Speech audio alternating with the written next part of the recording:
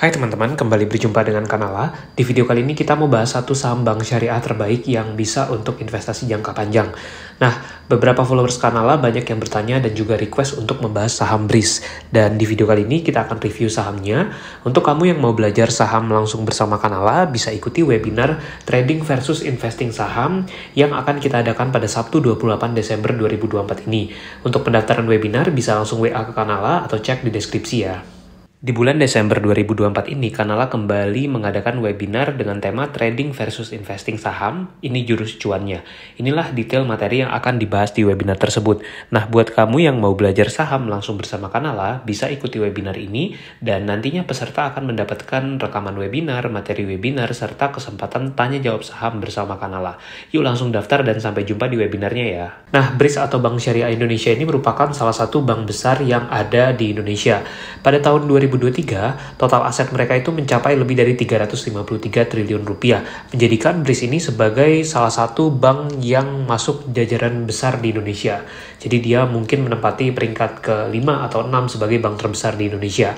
Dan untuk BRIS ini secara kinerja juga terus bertumbuh dari tahun ke tahun. Pada tahun buku 2023 mereka membukukan net income mencapai 5,7 triliun rupiah, yang mana itu waktu itu laba bersih mereka tumbuh 33,8% secara year on year.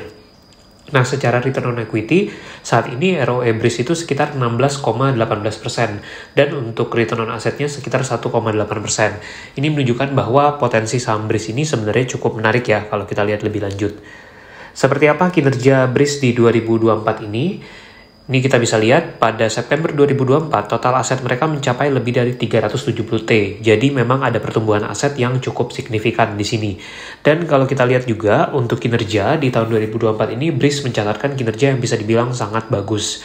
Ini terlihat dari laba bersih yang sudah mereka hasilkan di September 2024 itu sudah mencapai 5,1 triliun. Yang mana kalau di-compare dengan periode September 2023, waktu itu laba bersihnya baru mencapai 4,2 triliun. Nah, penyebab tumbuhnya laba BRIS ini ada beberapa hal, mulai dari pendapatan usaha mereka yang naik, kemudian juga hak bagi hasil milik bank yang juga naik, jadi mencatatkan kinerja yang sangat menarik tentunya. Nah, di tahun 2024 ini estimasi kita BRIS akan membukukan laba sekitar 6,8 triliun dan itu akan menyebabkan pertumbuhan 18-19% secara year on year. Lantas seperti apa valuasi dan prospek dividennya? Saat video ini dibuat, price earning ratio saham BRIS itu sekitar 23 kali dengan PBV 3,4 kali. Nah, memang secara valuasi ini masih tergolong cukup mahal sebenarnya. Namun kalau kita lihat dari segi pertumbuhan bisnisnya yang cukup menarik, valuasi ini bisa dianggap wajar sebenarnya. Secara yield dividen pada tahun buku 2023, yield dividen saham BRIS itu sekitar 1%. Nah, ini untuk perkiraan 2024, kita perkirakan EPS-nya itu akan mencapai angka Rp148.